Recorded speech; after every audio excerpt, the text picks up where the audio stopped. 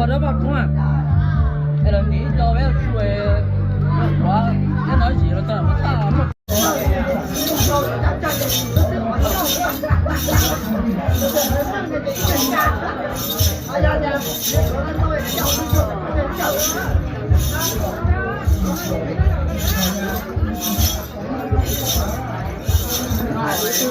เรา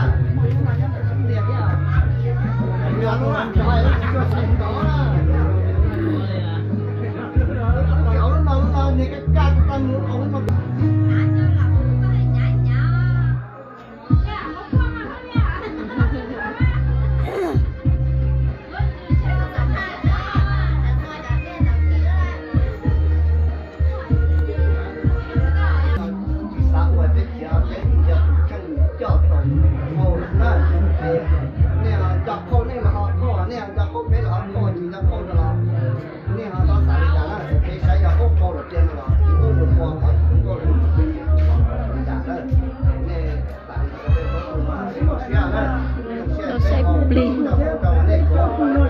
ชิ้นท้ายเดี๋ยวเราใช้ปลิง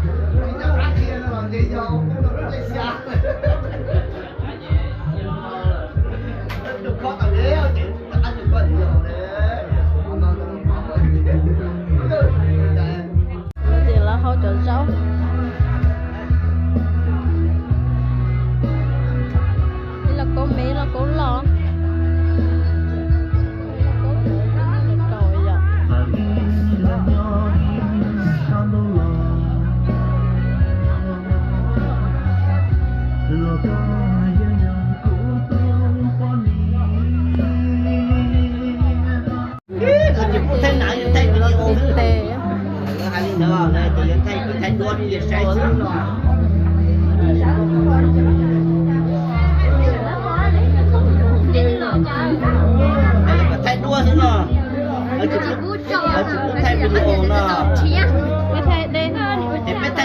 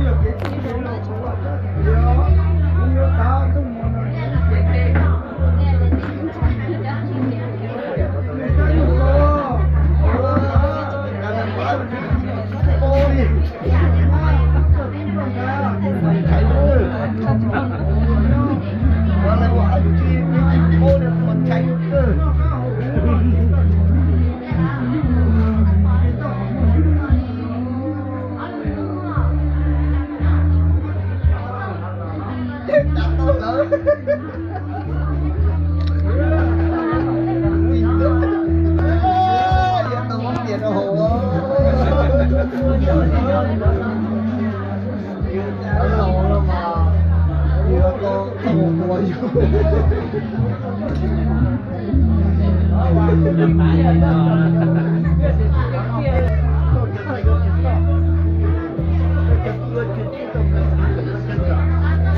cắn lên nó kiếm đó, biết chiều chở gì đó. Bé cắn lên nó kiếm đó. Bé cắn lên nó kiếm biết chiều chở gì đó. Để bạn sẽ được bạn chỉ xong rồi chỉ thôi đó. nó chỉ là khi tệ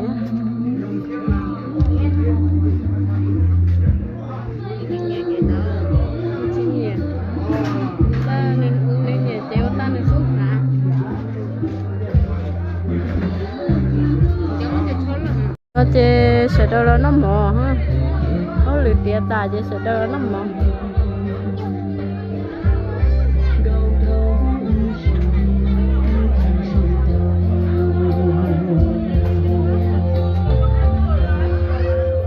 để lo nhau lắm